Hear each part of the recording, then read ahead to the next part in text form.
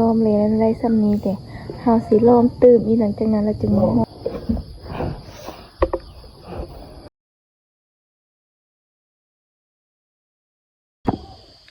สบายดีตอนเช้าทุกคนมื้อนี้ก็อยู่กับซ่องเค้กน้อยสาวผู้ไทยเลยทุกคนมื้อนี้ค่อยสิพาทุกคนมาเฮ็ด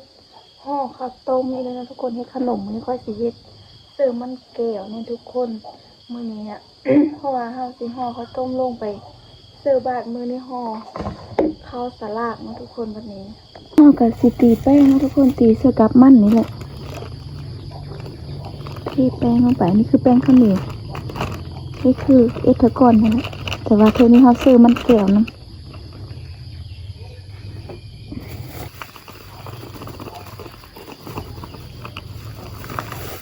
ซื้อแป้งข้าวเจ้านั่นทุกคนเพื่อวีเพื่อมันอ่อนโพดฮะเขาซื้อกับเทน้ำลงไป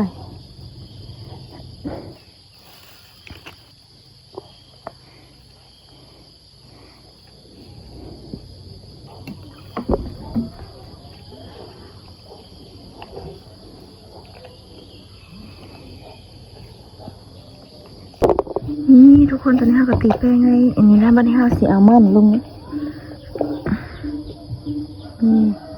เราสีคันใช่เลยเลย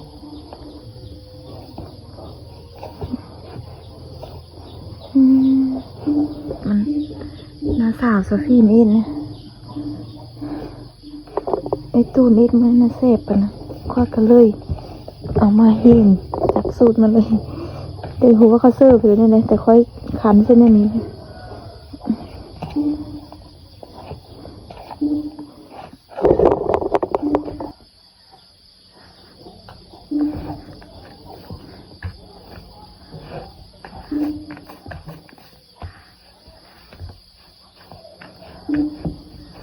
โอ้หลายเลยทีนี้นี่ทุกคนตอนนี้ก็แล้ววันนี้ห้าสีเกมห่อเลยนะทุกคนเพราะวันนี้ค่อยตีจะได้เนื้อเลยโอเควันนี้ห้าสีเกมห่อเลยนะนี่ทุกคนนี่ก็คือแป้งที่เราตีแล้วอันนี้ก็คือขี้มะพร้าวที่ห้าโค่แล้วเนาะไม่ต้องแล้วห้าก็เกมแล้วเป็นห้าสีเกมห่อใจมันก่อนนะทุกคนเลยจริงจังห่อใส่ตรง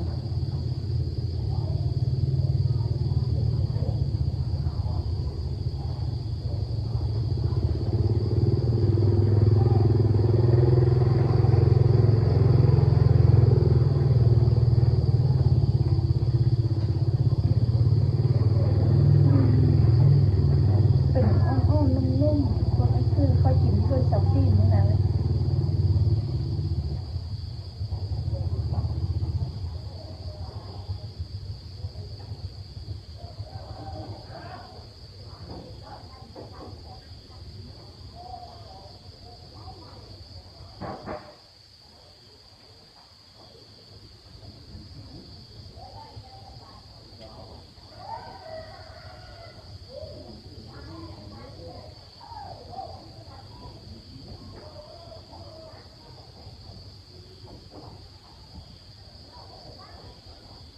ทุกคนกับ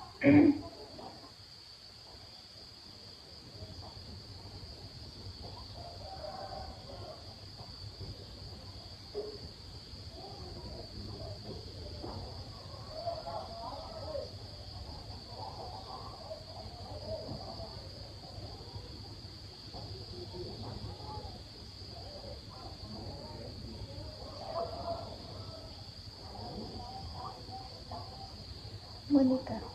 เขาเฮ็ดผู้เดียวนะทุกคนเพราะว่าไอ้แม่ก็ไปตึกป่าแล้ว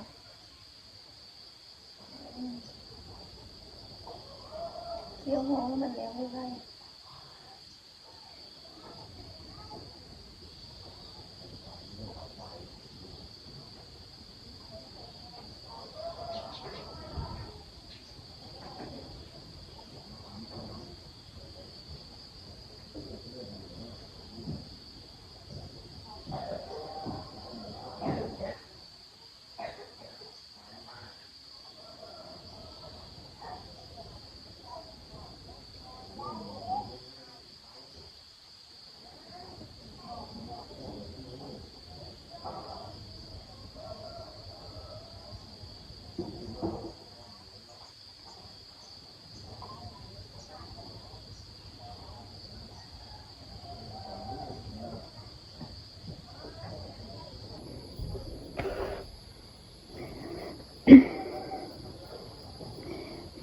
ทุกคนหาสีแบบนี้ใส่ใจละลายไปเลยมันจะได้แซ่บ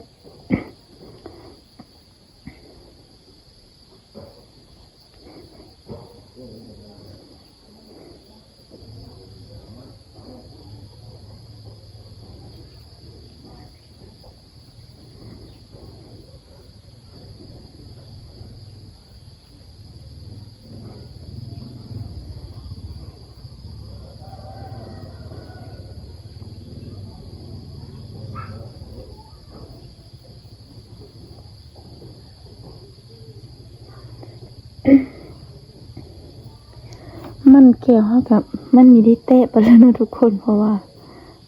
ค่อยเฮ็ดพอจะซ้ำนี้นะมีได้เฮาหนึ่งเดียวคัก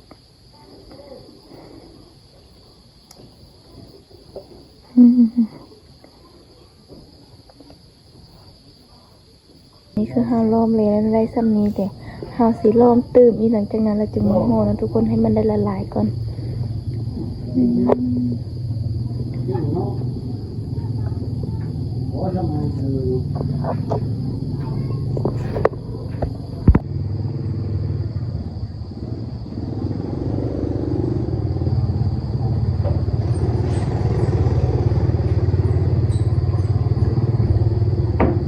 ได้เหรอ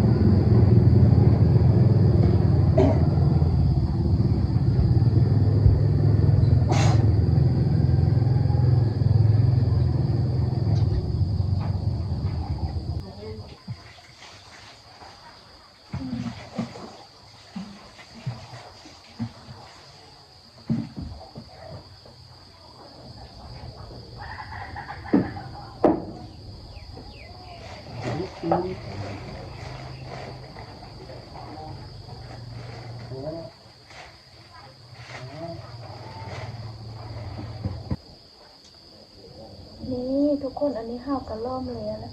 แต่ว่าเคี่ยวผาห่อหมดกันเลยห่อกันเนาะเข้าเลย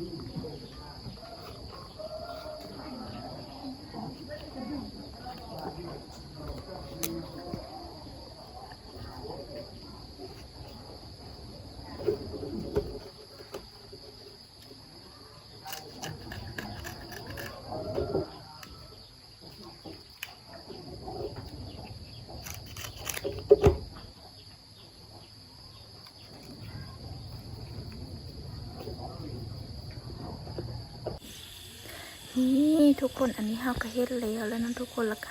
หลังจากนั้นเฮาก็จึงจะเอาไปนึ่งเนาะทุกคนหอมมีงามไปเลยก็เฮ็ดแล้วก็ที่เฮาก็สิเอาไปนึ่งเนาะทุกคน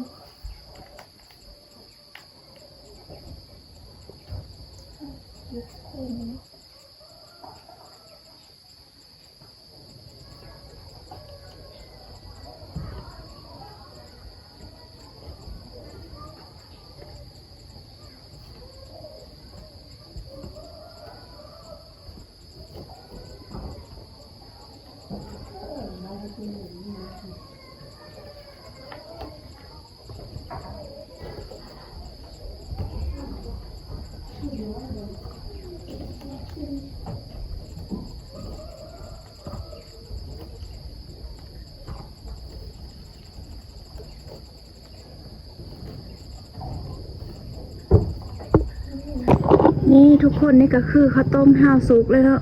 อีเมย์ปรุงลงมาเมื่อกี้นี้อันแตะก็มีนี่ห้าวสีซิมเบิ่งว่ามันสีแซ่บคือมือไปซิมยื่นสักฟิล์มนี่มันเนาะนี่ทุกคนติดใบตองนี่เป็นแซ่บนะแล้วห้าวสีซิมเบิ่งนะทุกคนนี่เป็นห้าวสีซิมเบิ่งเนาะมันสีแซ่บบ่มีแก้ว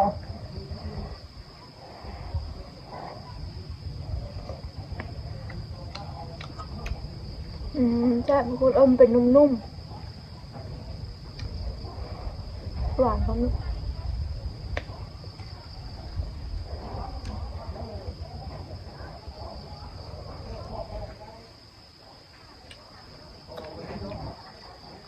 อาจารย์เย็น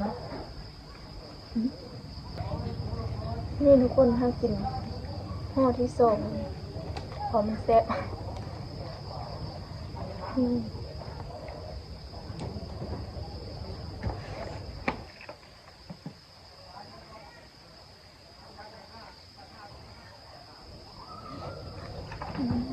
หอมเนื้อ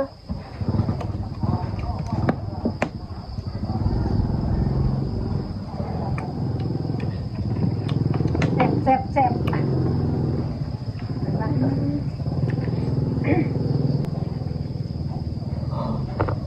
หอมทุกคนมือสองอ่ะนี่ที่นั่งกินข้าวต้มเนี่ยมันแซ่บข้อที่สาม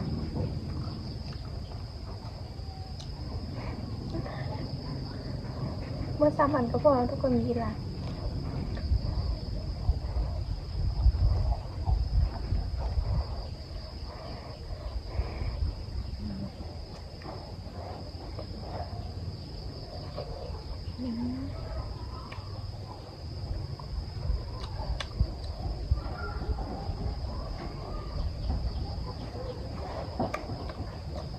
สักครั้งทุกคน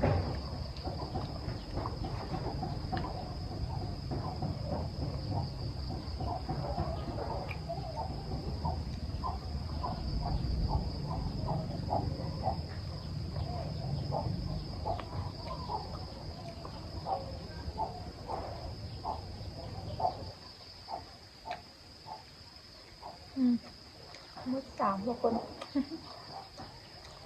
มื้อนี้เคยกับ ข้าวต้มเพื่อเคยกับสุกมาแล้วนะทุกคนขอจบคลิปเพียงเท่านี้เด้อฝากทุกคนกดไลค์กดติดตามเพื่อเป็นกำลังใจรับชมคลิปต่อไปได้เลยนะบ๊ายบาย